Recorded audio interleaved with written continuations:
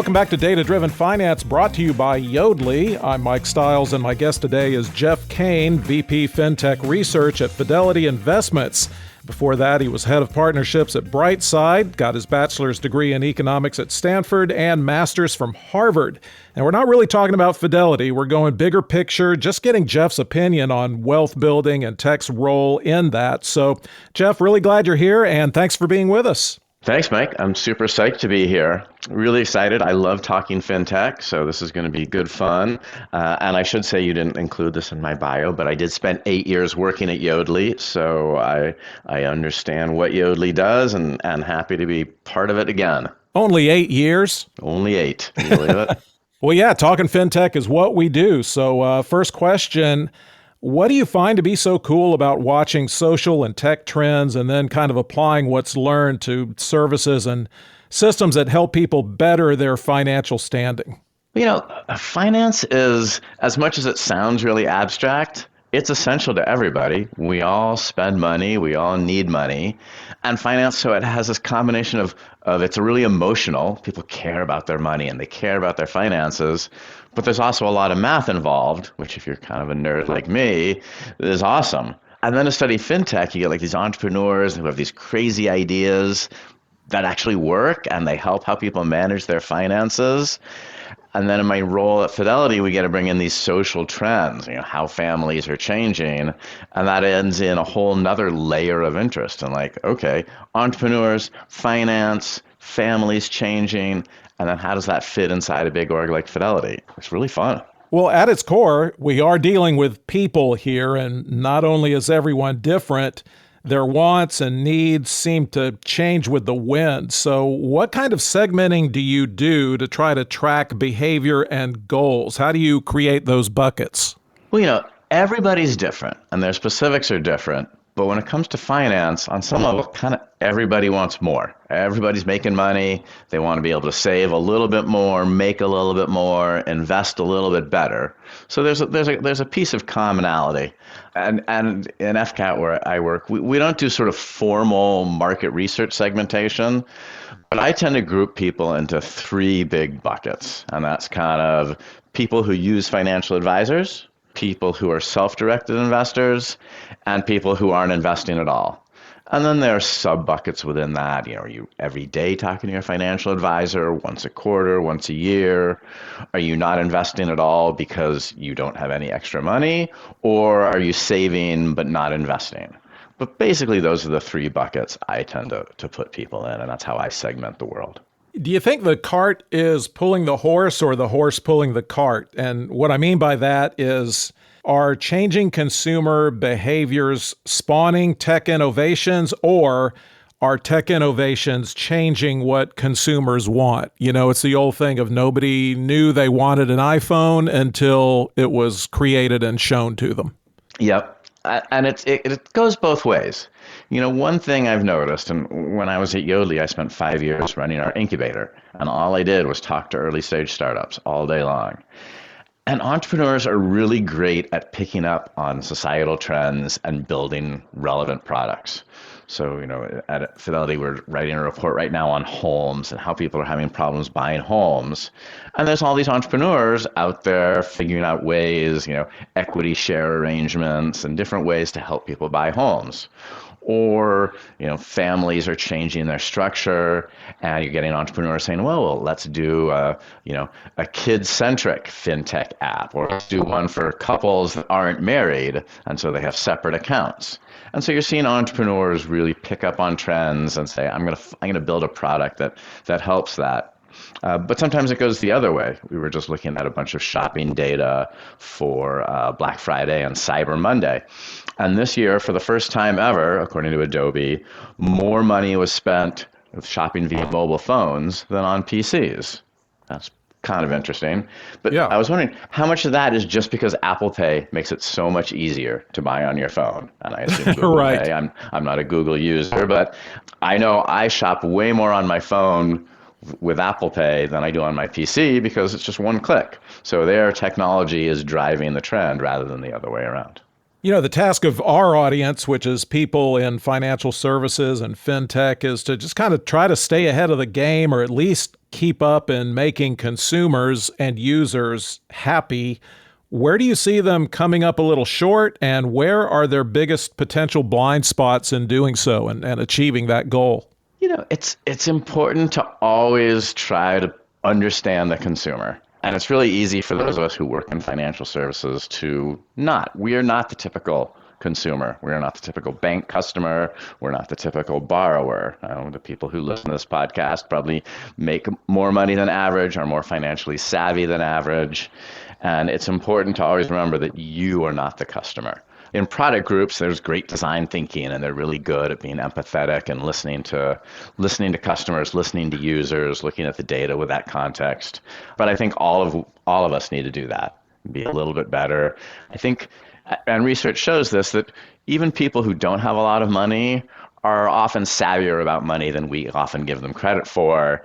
And I think the key is to do more of understand what they're trying to do and make it more efficient, rather than somehow teach people a new skill or a new way to manage money. So we in the Fidelity Research team, we tend to focus a lot on lived experience. We look at data, and I get back to different structures of families. We look at what's happening. What are people doing? How are people living? What are people spending their money on? And then try to draw out trends from that. Well, Yodlee, from having been there, Yodlee's all about financial wellness and helping people achieve financial wellness. What does that term mean to you now that you've had exposure to what you're doing at Fidelity? For me, financial wellness is really about helping people build good habits. And obviously, the more money you make, the more you can get away with not having good financial habits. All of us should probably have good habits. We should try to save and exercise that saving muscle. We should think about the timing of when we pay our bills. You don't want to pay them late. On the other hand, maybe you don't want to pay them early either, because you want to earn interest on that money. You want to be able to think about your budget and manage it efficiently. So to me, wellness is just kind of building those skills and being able to kind of manage within whatever income and spending band you happen to be in. Gosh, you kind of make it sound like being rich doesn't automatically make you smart. Imagine that. It doesn't. Well, here's a question I probably should have asked earlier. What are the big trends in financial consumer behavior, expectations, and desires that you're kind of seeing on the horizon?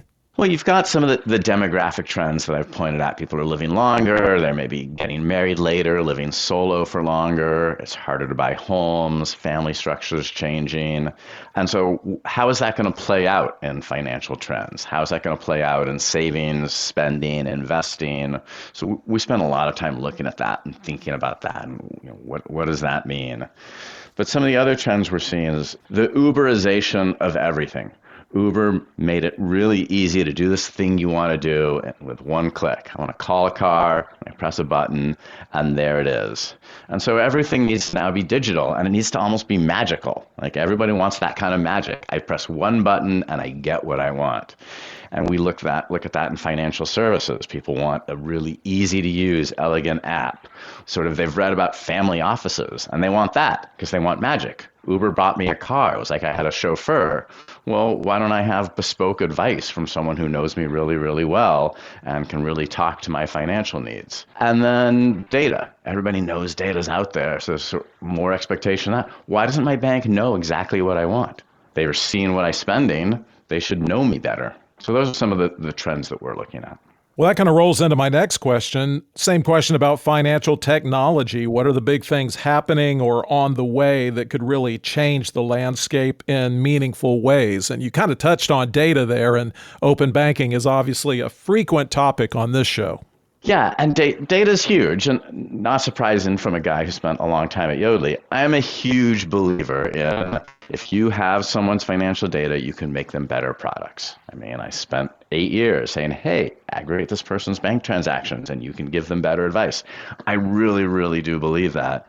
And now there's just more and more data coming online. There's liabilities, there's payroll data. With AI, you're able to take unstructured data and structure it and pull that in. So I think you're going to see better products, more personalization. More data is just going to fuel something so that, your B of A app looks different than my B of A app because B of A knows that you're in a different financial situation than I am. So I think that's going to be really huge. AI is just going to make it all go faster and get better, hopefully. One of the dilemmas, one of the things that's going to slow it all down, hacks and frauds. We're seeing big financial services firms starting to slow things down a little bit because there's just so much fraud everywhere, and you've got to kind of incorporate that into your planning more and more. One interesting thing that we've been talking about a little bit is, will consortia help reduce this fraud, and is better encryption making consortia easier to join because banks don't have to worry as much about giving up their data as they join the consortia? Yeah, I wonder if there's ever a day where the financial system is immune to fraud, because it's really unnerving when these news stories come out about these massive hacks and the successful hacks. It feels like it's a lot easier than it probably should be, and that threatens consumer trust, right? Yes, absolutely. It's interesting because there's the technology piece, and hopefully as identity systems get better and federated identity gets better, it's going to be harder to impersonate someone, harder to do some frauds, but maybe easier to do others, and certainly easier to do scams, because the scam is less about the technology and more about, can you trick a person? When it comes to financial businesses, and that includes the growing number of third-party apps, online banks, crypto, blockchain, all of that, what's going to separate the winners from the losers? I am a huge believer in execution. I think that businesses are ultimately pretty simple. You got to get customers, you got to get them to pay you something. That something needs to be more than it costs you to deliver your product. And you do that through executing. You need to have, your product and your go-to-market and your operations and your compliance, and to your point, Mike, your trust, all working together, particularly in financial services. If you don't trust me to give you good advice, to keep your money safe, well, then you're not going to use me. So that part of that go-to-market, part of that product has to be building the trust all the time. And if those are all working together, you're going to be a winner. And even the coolest new technology, if you can't execute and keep your customers happy and get new customers in a cost-effective way, sometimes we've seen in tech that an amazing product sells itself and you can kind of screw everything up and still make money. But it's pretty rare. I think about these API connections and the transfer of consumers' financial data, things of that nature. Some banks are probably leaning into it. Maybe they started setting up these systems years ago. Others are just now, kind of waking up to it.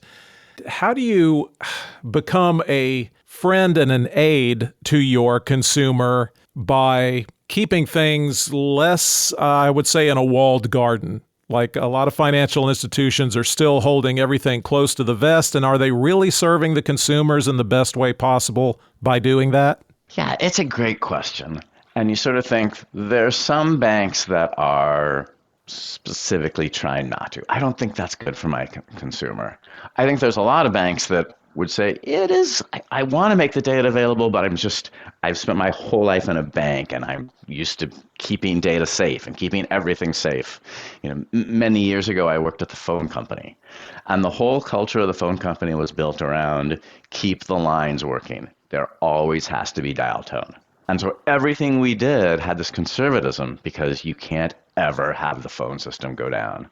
And I feel like bankers have a little bit of that. I just think anything that might be risky, they're hesitant to do. And then there's a third group of banks that are, yeah, let's make this available. This is awesome for our customers. And we don't have the tech to stand up an API. I mean, if you're a community bank or a credit union, that's harder. You're waiting for your core provider to do it because you just can't stand it up. I think everybody in the long run will come around to making consumer data available as long as it's consented and as long as it's safe and as long as that consent is withdrawable is clearly better for consumers. Yeah, you brought up a really good point about it's truly a culture shift that's going on inside a lot of these FinServ businesses and banks. So I've got a guy here, that's you, that has as close to a crystal ball as anyone can have. Give us one thing we can start getting really excited about, and then maybe one word of caution.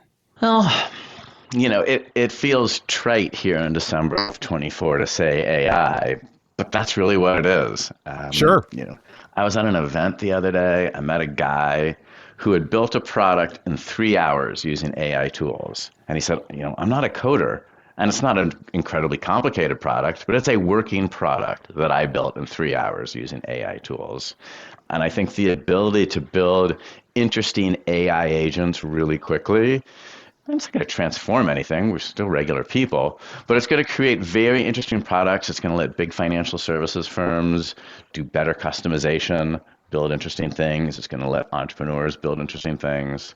So I think that's sort of the thing we can get really excited about. It's also the thing we should be cautious about. Not just the big, AI is going to kill us all, but it's just going to be slower than we want. It's going to be slower than we think. And the first products are going to make mistakes and not be what we expect. Again, go back to that Uber example. We expect the car to show up. And it pretty much always does with Uber. And these AI agents are not going to be as reliable at first. Is that why there is still no large language model powered AI chat available to me online at my bank? Because there's not. I think that is why. I think we were making some progress. And then remember that Canada Air thing where their chatbot told a guy the policy was X and it was really Y? The court held that Canada Air was liable. Hey, it's your chatbot. He relied on it. I think that put into real crystalline form what everybody was worried about. It was like, I can't have it be wrong. And so, your bank does not want a chatbot until they know with 100% certainty it's going to be right. Yep. So the AIs have a bit of trust building themselves still to do. That's right. Well, Jeff, it's been great having you here. You've given us some really great stuff. If listeners want to know more about you or what's going on research-wise at Fidelity, is there any way they can do that? Most of our reports are for internal consumption only, but we do have a public-facing website. It's fcatalyze.com, and sometimes sanitized versions of the reports come up there. You can also follow FCAT, that's Fidelity Center for Advanced Technology, on LinkedIn, or follow me on LinkedIn, and we do sometimes excerpts and interviews about the research that we do. And so we try to make some of it available to the public because we think it's interesting stuff, and honestly, it's good for Fidelity to have the public know what we're thinking about and what we're doing. Fantastic. We'll provide some of those links in the show notes. And well, if you've listened this far, that means you at least kind of like the show, so go ahead and subscribe to it. All the episodes are this good. If you want to see how aggregated financial data might be of great use in your business, visit resources.yodlee, that's YODLEE.com/podcasts. And we'll see you next time on Data Driven Finance.